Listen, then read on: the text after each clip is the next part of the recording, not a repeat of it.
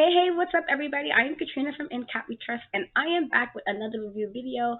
This time, I will be reviewing Mighty Morphin Power Rangers Once and Always. And if you are an 80s born, 90s raised kid like I was, then you know that Power Rangers used to be something really serious. I took it very seriously when it came on every day after school. I had to watch it. I was just recently talking about the Greenwood Evil episodes and how stressed out I was. I was a stressed out little girl during all this time. But before I give you my thoughts about this 30-year anniversary movie, please don't forget to like, comment, and subscribe, and click on the notification button for any new videos from me, your girl. If you are in my age bracket, or I was 80s born, 90s raised, Mighty Morphin Power Rangers was a really big part of most of our childhoods. A lot of us did watch it growing up. For me, it was real serious. I watched it every day after school. Just had to find out what was happening. That Greenwood Evil five-part episode was a very stressful period of my life. I was very stressed because I wasn't appreciating Tommy Oliver, hurting my squad, but also because Jason Lee Scott was my first celebrity crush ever. Tommy wound up being number two, and if you know I'm a wrestling fan, Shawn Michaels was right after that, literally in succession. And so Jason Lee Scott was my very first celebrity crush, and I was super fortunate to meet him in 2015. Super awesome, super sweet. And so we know there was a couple of movies, but Mighty Morphin Power Rangers 1992, 1993, super awesome theme song. Hello, they got the power and the force that you never seen before, and then go, go, Power Rangers, and do, do, do, do, do. Super fantastic theme song. I still listen to the theme song to this day because it is a bop, a whole bop. But bring it back in. So we know we had quite a few Mighty Morphin Power Rangers, starting with the one in 1995 when some of that OG squad was gone. And so by this point, Jason, Zach, and Trini were no longer part of the squad, as behind the scenes they wanted some more money and better working conditions, which was totally understandable because they definitely was exploited a bit. And so by this point, we had Rocky, Adam, and Aisha who kind of replaced them. And so the 1995 movie, which was the movie theater release, which I did watch, we got to kind of see a different version of the Mighty Morphin Power Rangers. And then they kind of rewrapped it a few years ago, and Becky G played the Yellow Rangers, as far as some other awesome people to kind of revamp the Power Rangers and give it more of a serious, more serious than kind of the cheesy thing we kind of known for the 90s. And Kimberly and Tommy did make a little appearance at the end of that movie. So when I heard that we were getting this movie, I was a little bit apprehensive just because I wasn't sure what we were going to get. And this year, I wasn't sure what they were going to do. It was going to be what we knew and loved. Growing up was going to be something totally serious. And so also there's, a few people that wasn't going to be in it. And so it was already alluded that Kimberly Hart or Amy Jo Johnson was not going to be in it. We also knew that Jason David Frank, who was working on his own Power Ranger movie at the time, wasn't going to be in it. And Austin St. John, aka OG Red Ranger, also wasn't going to be in it. And I know there was some legal troubles happening on that end, but so I was again, some of my feeds were not part of it, and so I wasn't sure how I was going to feel. But to hear that we got Billy Zach back was a plus for me, and I love some Adam. I got to meet him recently in October. Excuse me, not October. In March in Chicago's Comic Con, and so that was super awesome. He's a really sweet guy.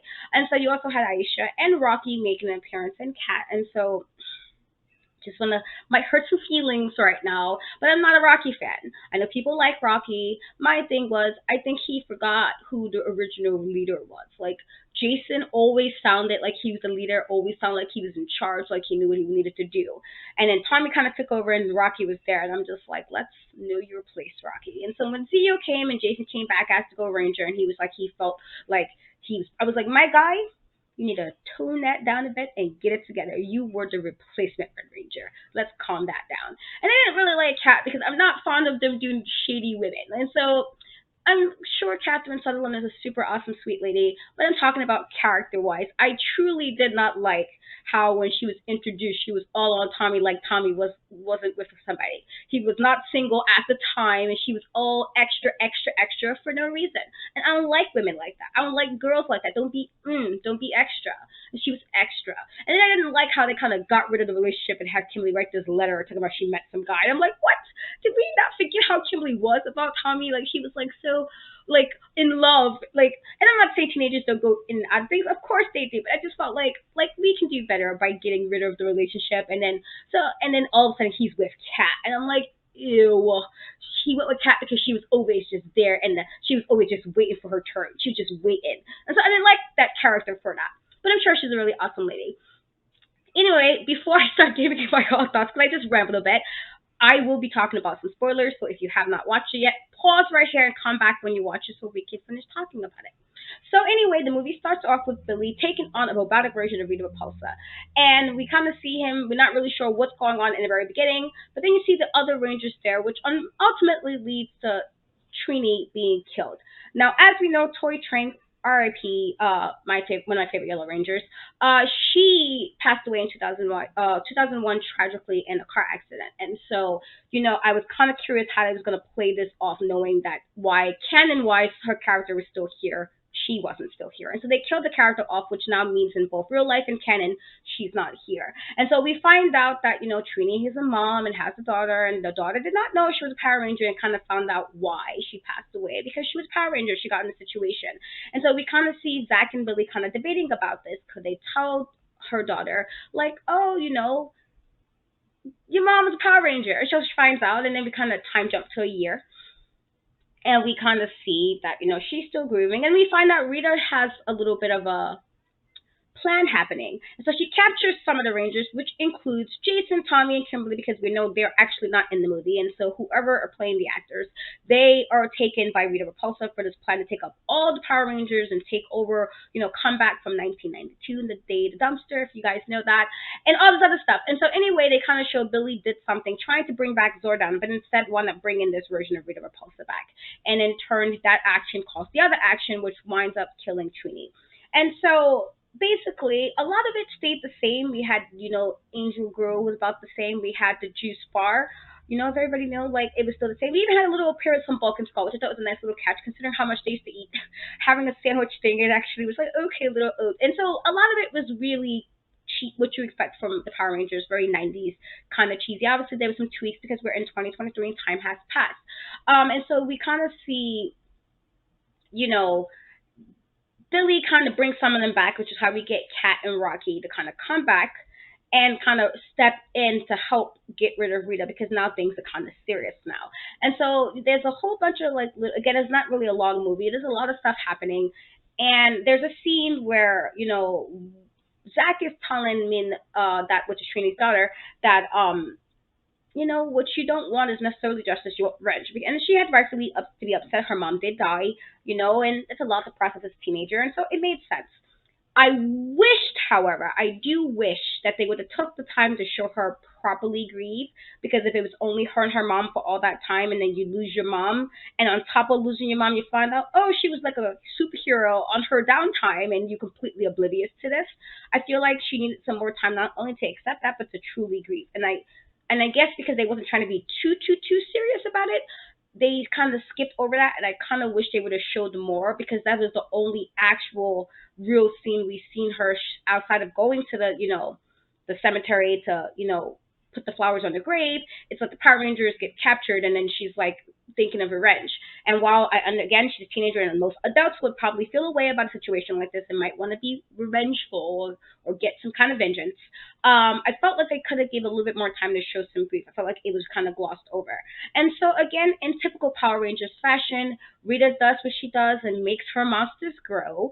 And we have the Power Rangers get back in their Zords and do what they do and stop the bad guy. And so we get to the end. We now have me, who took over her mom Trini's powers. She is now the Yellow Ranger. Kat, Rocky, Adam, and Aisha kind of go back to where they need to go to. And we see her, Zach, and Billy talking at the juice bar in Angel Grove. And they're kind of saying like how much the daughter reminds them of Trini, which I thought was really sweet, because it, for me, especially Walter in this regard, who showed a lot of emotional range in this, he seemed truly like he missed her. And I thought that was a really nice touch. And then at the end, they played an episode from season 2, I believe, where Tommy was leaving. And this is like right after he lost his Green Ranger powers, and Kimberly and Zach sings a song, and then they kind of focus in on Tommy and Trini as they both are no longer with us. As you know, unfortunately, Jason David Frank did take his life a few months ago. And so for what it was and what I expected, there was little things with the story that I felt was kind of flimsy and kind of weak, and they could have tightened it a bit. But for what you expect from Mighty Morphin Power Rangers, as it was a 30-year anniversary, and it was kind of just our childhoods, if I was going out of five, I would get a 4 out of 5. I thought, outside of the story needing a lot of tweaking, you're not supposed to expect much from this. It's not supposed to be really like really moving a story along or super extra or anything. It was just meant to kind of give a little ode to our childhoods. And so I did enjoy it for that purpose. Again, me being a writer, I did would have tweaked a couple of things just because you could tighten this up a little bit, or you could have made her like more grieving, I guess, and gave more time to explain why we didn't really see Kimberly or Jason. They would just like I was a little questioning about the fact that Jason got captured so easily and Tommy got captured so easily, and I was just like, are we forgetting how nice they were? But I mean, again, this is me just being extra picky. Outside of that, though, 4 out of 5, I did enjoy it. It was a nice little ode back to the 30th year anniversary of Mighty Morphin Power Rangers. And so, if you guys are a fan of Power Rangers, I think you will enjoy it. If you aren't, this might not be something you're gonna really go hard to watch, but maybe give it a try. You guys tell me in the comments what you think. What are your thoughts about this? I would love to read them. And as always, thank you so much for hanging out with me. Bye, guys.